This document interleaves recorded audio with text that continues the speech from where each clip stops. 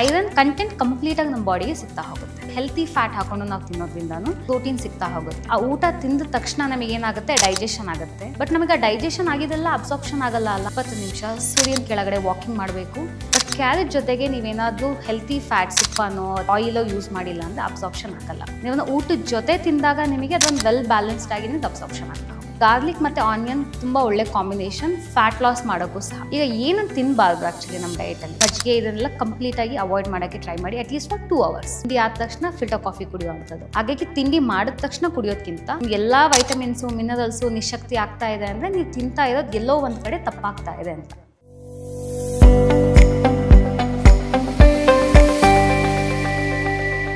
ಎಲ್ಲರಿಗೂ ನಮಸ್ಕಾರ. ನಾನು ನಿಮ್ಮ ಡಯಟಿಷಿಯನ್ ಆಶುಗೌಡ ಮಾತಾಡ್ತಾ ಇರೋದು. ಸೊ ಇವತ್ತೇನು ಮಾತಾಡೋಣ ಅಂದರೆ, ಲೈಕ್ ಫುಡ್ ನಾವೇನೇ ಒಂದು ಆಹಾರ ತಿಂದ್ರೂ ಬಟ್ ಅದನ್ನು ಯಾವ ಥರ ನಾವು ಇನ್ನೂ ಚೆನ್ನಾಗಿ ತಿನ್ಬೋದು ಅಥವಾ ತುಂಬ ಚೆನ್ನಾಗಿ ಅದು ಜೀರ್ಣ ಆಗುತ್ತೆ ದೇಹದಲ್ಲಿ ಅಂತ ತಿಳ್ಕೊತಾ ಹೋಗೋಣ. ಈಗ ನಮಗೆ ಗೊತ್ತು, ಈಗ ಎಷ್ಟೋ ಜನ ಅನಿಮಿಕ್ ಪೇಷಂಟ್ ಇರ್ತಾರೆ ಅಥವಾ ಅನಿಮಿಕ್ ಕ್ಲೈಂಟ್ಸ್ ಇರ್ತಾರೆ. ಅವ್ರು ಏನೇ ತಿಂದ್ರೂ ಅದಕ್ಕೆ ಟ್ಯಾಬ್ಲೆಟ್ ತೊಗೊಳ್ಳೇಬೇಕು, ಇಂಜೆಕ್ಷನ್ ಲೈಫ್ ಟೈಮ್ ತೊಗೋಬೇಕು ಅಂತ ಹೇಳಿರ್ತಾರೆ. ಅವ್ರ ಡಯಟಲ್ಲಿ ಎಲ್ಲದನ್ನು ಇನ್ಕ್ಲೂಡ್ ಮಾಡ್ತಾ ಇರ್ತಾರೆ. ಸೊಪ್ಪಿರ್ಬೋದು, ಬೇಳೆಗಳಿರ್ಬೋದು, ತರಕಾರಿ ಇರ್ಬೋದು. ಬಟ್ ಏನೇ ತಿಂದರೂ ಅವರಿಗೆ ಅದರಲ್ಲಿ ಏನೂ ರಿಪೋರ್ಟಲ್ಲಿ ತುಂಬ ಚೆನ್ನಾಗಿ ಕಾಣಿಸ್ತಾನೆ ಇರಲ್ಲ. ಯಾಕೆ ಅಂದರೆ, ಇವಾಗ ಒಂದು ಎಕ್ಸಾಂಪಲ್ಸ್ ನಾನು ಕೊಡ್ಕೊತಾ ಹೋಗ್ತೀನಿ, ಆ ಥರ ನಿಮಗೆ ಕಂಟಿನ್ಯೂ ಮಾಡ್ತಾ ಹೋಗೋಣ. ಸೊ ಐರನ್ ಮತ್ತು ವೈಟಮಿನ್ ಸಿ ಅಂತ ಒಂದು ಕಾಂಬಿನೇಷನ್ ಇರುತ್ತೆ. ಈಗ ಐರನ್ ಅಂದರೆ ಏನು, ನಮಗೆ ತರಕಾರಿಗಳಲ್ಲಿ ಅದರಲ್ಲೂ ನಮಗೆ ಸೊಪ್ಪು ಅಥವಾ ಹಸಿ ತರಕಾರಿಗಳು, ನಿಮಗೆ ಪಾಲಕ್ ಇರ್ಬೋದು, ಬೆಂಡೆಕಾಯಿ ಇರ್ಬೋದು, ಅಥವಾ ನಿಮಗೆ ಮೆಂತ್ಯ ಸೊಪ್ಪು ಇರ್ಬೋದು, ಪುದೀನ ಇರ್ಬೋದು, ಇದರಲ್ಲೆಲ್ಲ ನಮಗೆ ವೈಟಮಿನ್ ಸಿ ಇರಲ್ಲ. ಬರೀ ಐರನ್ ಅನ್ನೋ ಕಬ್ಬಿಣಾಂಶ ಮಾತ್ರ ಇರುತ್ತೆ. ಇದ್ರ ಜೊತೆಗೆ ನಾವು ವೈಟಮಿನ್ ಸಿ ಅಂದರೆ ನಿಂಬೆಹಣ್ಣು ಇರ್ಬೋದು, ಅಥವಾ ಆಮ್ಲ ಅಥವಾ ನಮಗೆ ನಲ್ಲಿಕಾಯಿ ಅಂತ ಹೇಳ್ತೀವಲ್ಲ, ಇದನ್ನು ನಾವು ಇನ್ಕ್ಲೂಡ್ ಮಾಡಿದಾಗ ನಮಗೆ ಡೈಜೆಷನು ಚೆನ್ನಾಗಾಗುತ್ತೆ, ಅಬ್ಸಾರ್ಪ್ಷನ್ ಸಹ ನಿಮಗೆ ಚೆನ್ನಾಗಾಗುತ್ತೆ. ಹಾಗಾಗಿ ನೀವು ಏನೇ ಸೊಪ್ಪಿನ ಪಲ್ಯ ಮಾಡಲಿ, ಸೊಪ್ಪಿನ ಸಾರು ಮಾಡಲಿ, ಅಡುಗೆ ಎಲ್ಲ ಆದಮೇಲೆ ಸ್ವಲ್ಪ ನಿಂಬೆಹಣ್ಣನ್ನು ಅದ್ರ ಮೇಲೆ ಹಿಂಡ್ಕೊಂಡು ಅಥವಾ ನೀವು ಸ್ಕ್ವೀಸ್ ಮಾಡಿಕೊಂಡು ತಿನ್ನೋದ್ರಿಂದ ನಮಗೆ ಐರನ್ ಕಂಟೆಂಟ್ ಕಂಪ್ಲೀಟಾಗಿ ನಮ್ಮ ಬಾಡಿಗೆ ಸಿಗ್ತಾ ಹೋಗುತ್ತೆ. ಸೊ ಈ ಥರ. ಈಗ ಮತ್ತು ನಮಗೆ ಅನ್ನ ಮತ್ತು ಸಾಂಬಾರು ಮಾಡ್ಕೋತೀವಿ. ಯೂಶ್ವಲಾಗಿ ನಾವು ಅನ್ನ ಸಾಂಬಾರು ತಿನ್ನುವಾಗ ಅದ್ರ ಮೇಲೆ ಸ್ವಲ್ಪ ನಾವು ತುಪ್ಪನೋ ಅಥವಾ ಸ್ವಲ್ಪ ಆ್ಯಕ್ಚುಲಿ ನೀವೇನಾದರೂ ಹೆಲ್ತಿ ಫ್ಯಾಟ್ ಹಾಕ್ಕೊಂಡು ನಾವು ತಿನ್ನೋದ್ರಿಂದನೂ ನಮಗೆ ಕಂಪ್ಲೀಟಾಗಿ ಪ್ರೋಟೀನ್ ಸಿಗ್ತಾ ಹೋಗುತ್ತೆ. 100% ಪ್ರೋಟೀನ್ ಸಿಗ್ತಾ ಹೋಗುತ್ತೆ. ಬರೀ ನಾವು ಅನ್ನ ತಿಂದು ಅಥವಾ ಸ್ವಲ್ಪ ಏನಾದರೂ ಅದ್ರ ಜೊತೆ ಚಟ್ನಿ ಪುಡಿನೋ ತಿಂದಾಗ ನಮಗೆ ಪ್ರೋಟೀನ್ ಕಂಪ್ಲೀಟಾಗಿ ಸಿಗಲ್ಲ. ಅದೇ ಸಾಂಬಾರು ಜೊತೆ ಅನ್ನ ತಿಂದಾಗ ಈ ಕಾಂಬಿನೇಷನ್, ನಮ್ಮೆಲ್ಲ ಹಿಂದಿನ ಕಾಲದಲ್ಲೆಲ್ಲ ಹೀಗೆ ತಿಂತಾ ಇದ್ದಿದ್ದು. ಬಟ್ ಇವಾಗ ನಾವೇನೋ ಫ್ಯಾನ್ಸಿಯಾಗಿ ಚಿತ್ರಾನ್ನ, ಪುಳಿಯೋಗರೆ ಅಂತ ಮಾಡ್ಕೋತಾ ಇದ್ದೀವಿ. ಬಟ್ ನೀವು ಅನ್ನ ಸಾಂಬಾರು ಜೊತೆ ಸ್ವಲ್ಪ ತುಪ್ಪ ಹಾಕೊಂಡು ತಿಂದಾಗ ಕಂಪ್ಲೀಟಾಗಿ ನ್ಯೂಟ್ರಿಯೆಂಟ್ ಸಿಗ್ತಾ ಹೋಗುತ್ತೆ. ಅಂದರೆ ಬೆನಿಫಿಟ್ ಜಾಸ್ತಿ. ನಾವು ಊಟ ಮಾಡ್ತಾ ಇದ್ದೀವಿ, ಅದನ್ನ ಸ್ವಲ್ಪ ನಾವು ಸ್ವಲ್ಪ ಐಡಿಯಾ ಮಾಡಿಕೊಂಡು ಸ್ವಲ್ಪ ಉಪ್ಪಿನಕಾಯಿಯೋ ಅಥವಾ ನಿಮಗೆ ತುಪ್ಪನೋ ಈ ಥರ ಸ್ವಲ್ಪ ಜಾಸ್ತಿ ಅಂತ ಅಲ್ಲ, ನಾವು ಇನ್ಕ್ಲೂಡ್ ಮಾಡ್ಕೊಂಡು ತಿನ್ನೋದ್ರಿಂದ ನಿಮಗೇನಾಗುತ್ತೆ ಅಂದರೆ ಅಬ್ಸಾರ್ಪ್ಷನ್ ಚೆನ್ನಾಗಾಗ್ತಾ ಹೋಗುತ್ತೆ, ಜೀರ್ಣಕ್ರಿಯೆ ಚೆನ್ನಾಗಾಗ್ತಾ ಹೋಗುತ್ತೆ, ನ್ಯೂಟ್ರಿಯೆಂಟ್ ಬಾಡಿಗೆ ಚೆನ್ನಾಗಿ ನಮಗೆ ಹೆಲ್ಪ್ಫುಲ್ ಆಗುತ್ತೆ. ಈಗ ಏನು ಮಾಡ್ತೀವಿ, ಏನೋ ಒಂದು ಊಟ ತಿಂತೀವಿ, ಆ ಊಟ ತಿಂದ ತಕ್ಷಣ ನಮಗೇನಾಗುತ್ತೆ, ಡೈಜೆಷನ್ ಆಗುತ್ತೆ. ಬಟ್ ನಮಗೆ ಆ ಡೈಜೆಷನ್ ಆಗಿದೆಲ್ಲ ಅಬ್ಸಾರ್ಪ್ಷನ್ ಆಗಲ್ಲ ಅಲ್ಲ. ಅದು ನಮ್ಮ ದೇಹಕ್ಕೆ ನಿಮಗೆ ಜೀರ್ಣ ಆಗಿದೆ, ಓಕೆ ಫೈನ್. ಬಟ್ ಅದು ಹೇಗೆ ಅಬ್ಸಾರ್ಬ್ ಆಗಿದೆ ಅಂತ ನಮಗೆ ಹೇಗೆ ಗೊತ್ತಾಗುತ್ತೆ, ನಾವು ಬ್ಲಡ್ ಟೆಸ್ಟ್ ಮಾಡಿದಾಗ. ನಿಮಗೆಲ್ಲ ವೈಟಮಿನ್ಸು, ಮಿನರಲ್ಸು ನಿಶಕ್ತಿ ಆಗ್ತಾ ಇದೆ ಅಂದರೆ ನೀವು ತಿಂತಾ ಇರೋದು ಎಲ್ಲೋ ಒಂದು ಕಡೆ ತಪ್ಪಾಗ್ತಾ ಇದೆ ಅಂತ. ಅದನ್ನು ಸರಿ ಮಾಡ್ಕೊತಾ ಹೋಗಬೇಕು. ಇನ್ನೊಂದು ಏನಂದರೆ, ಈಗ ಕೆಲವ್ರಿಗೆ ತುಂಬ ಮಂಡಿ ನೋವಿರುತ್ತೆ, ಕ್ಯಾಲ್ಶಿಯಂ ಟ್ಯಾಬ್ಲೆಟ್ ತೊಗೋತಾರೆ. ಇಲ್ಲಾಂದರೆ ಕ್ಯಾಲ್ಶಿಯಂ ಟ್ಯಾಬ್ಲೆಟ್ ಸ್ಟಾಪ್ ಮಾಡಿದ ತಕ್ಷಣ ಮತ್ತೆ ಅವರಿಗೆ ಮಂಡಿ ನೋವು ಸ್ಟಾರ್ಟ್ ಆಗುತ್ತೆ. ಯಾಕೆ, ಅವರಿಗೆ ಊಟದಲ್ಲಿ ಕರೆಕ್ಟಾಗಿರೋ ಕ್ಯಾಲ್ಶಿಯಂ ನ್ಯೂಟ್ರಿಯೆಂಟ್ ಅಬ್ಸಾರ್ಪ್ಷನ್ ಆಗ್ತಾ ಇಲ್ಲ. ಹೌದು, ನಮಗೆ ರಾಗಿಲಿ ಕ್ಯಾಲ್ಶಿಯಂ ಇದೆ, ಹಾಲಲ್ಲಿದೆ, ಅಥವಾ ನಮಗೆ ಕೆಲವೊಂದು ಎಳ್ಳು ಅಂತ ಹೇಳ್ತೀವಿ, ಸೆಸಮೆ ಸೀಡ್ಸಲ್ಲಿದೆ. ಬಟ್ ಇದ್ರ ಜೊತೆಗೆ ನಮಗೆ ವೈಟಮಿನ್ ಡಿ ಕಾಂಬಿನೇಷನ್ ನಮ್ಮ ದೇಹಕ್ಕೆ ಹೋದಾಗ ಮಾತ್ರ ನಮಗೆ ಕ್ಯಾಲ್ಶಿಯಂ ಅಬ್ಸಾರ್ಪ್ಷನ್ ಆಗುತ್ತೆ.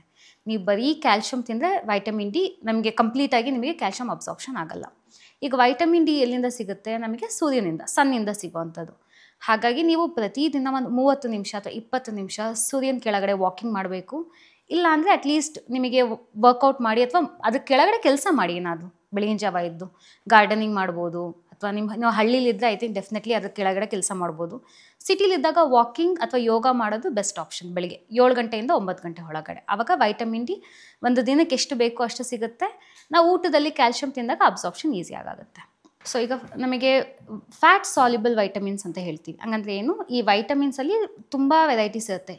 Vitamin A, vitamin B, vitamin D, vitamin E and vitamin K ಅಂತ. ಆ್ಯಕ್ಚುಲಾಗಿ ಈ A D E K actually ನಮಗೆ ಪ್ರತಿದಿನ ನಮಗೆ ಡಯಟಲ್ಲಿ ತೊಗೊಳ್ಳೇಬೇಕು. ಇದು ನಿಮಗೆ, ಬಟ್ ಇದು ತೊಗೊತೀರಾ ನೀವು ಈಗ ವೈಟಮಿನ್ ಎ ಅಂದರೆ ನಮ್ಗೆ ಕ್ಯಾರೆಟ್ ತಿಂತೀವಿ.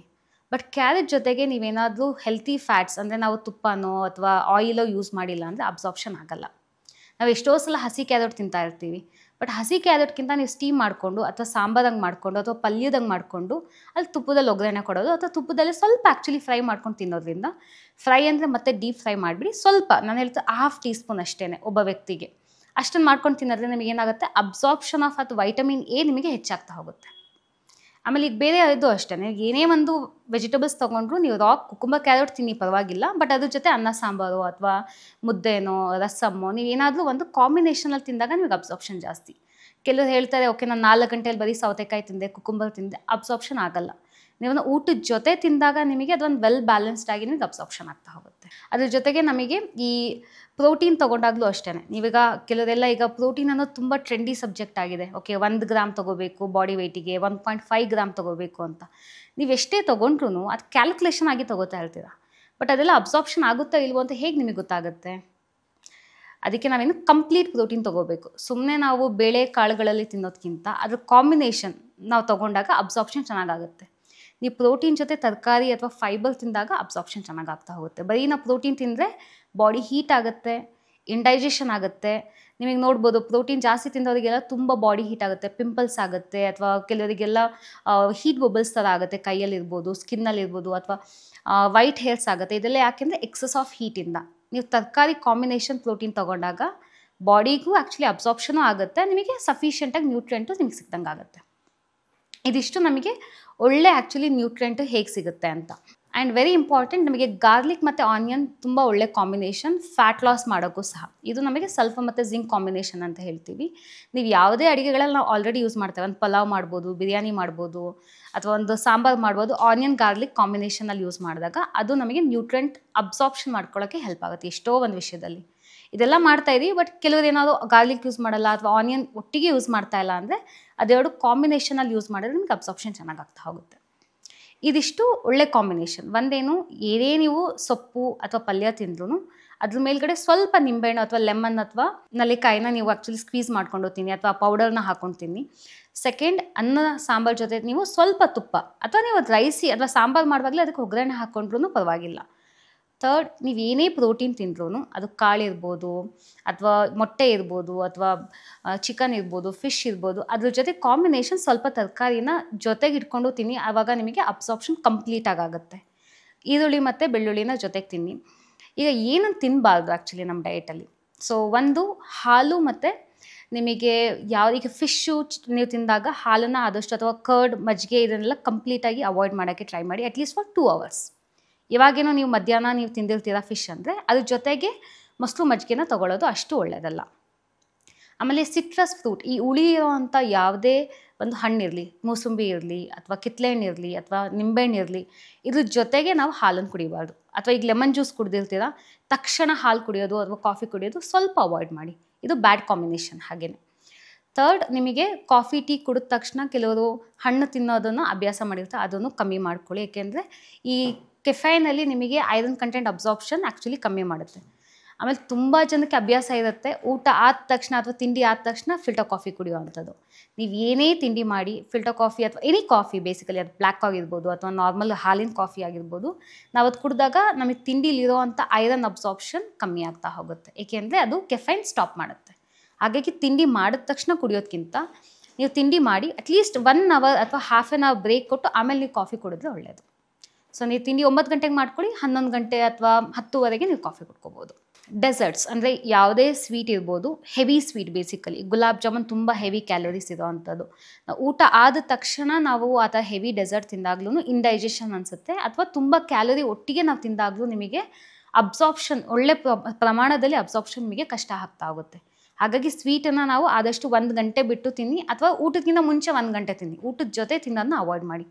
ಎಲ್ಲೋ 1 ಸ್ಪೂನ್ ಪಾಯಸ ತಿಂದರೆ ತಪ್ಪಲ್ಲ, ಬಟ್ ಹೆವಿ ಕ್ಯಾಲೋರಿ ಡೆಸರ್ಟ್ನ ನಾವು ಆದಷ್ಟು ಊಟ ಅಂದರೆ 1 ಗಂಟೆ ಆದಮೇಲೆ ತಿನ್ನೋದ್ರಿಂದ ಬೆಸ್ಟ್ ಆಗುತ್ತೆ. ಕ್ಯಾಲೋರಿ ನಿಮಗೆ ಶುಗರು ಸ್ಪೈಕ್ ಆಗ್ತಾ ಹೋಗಲ್ಲ ನಿಮಗೆ. ಲೇಟೆಸ್ಟ್ ಹಾಗೂ ಇಂಟ್ರೆಸ್ಟಿಂಗ್ ಸುದ್ದಿಗಳಿಗಾಗಿ ಬಾಸ್ ಟಿವಿ ಕನ್ನಡ ಚಾನೆಲ್ನ ಸಬ್ಸ್ಕ್ರೈಬ್ ಮಾಡಿ, ಹಾಗೆಯೇ ಬೆಲ್ ಐಕಾನ್ ಪ್ರೆಸ್ ಮಾಡಿ. ಇದರ ಜೊತೆಗೆ ಫೇಸ್ಬುಕ್, ಇನ್ಸ್ಟಾಗ್ರಾಮ್, ಎಕ್ಸ್ನಲ್ಲೂ ಮಿಸ್ ಮಾಡದೆ ಫಾಲೋ ಮಾಡಿ.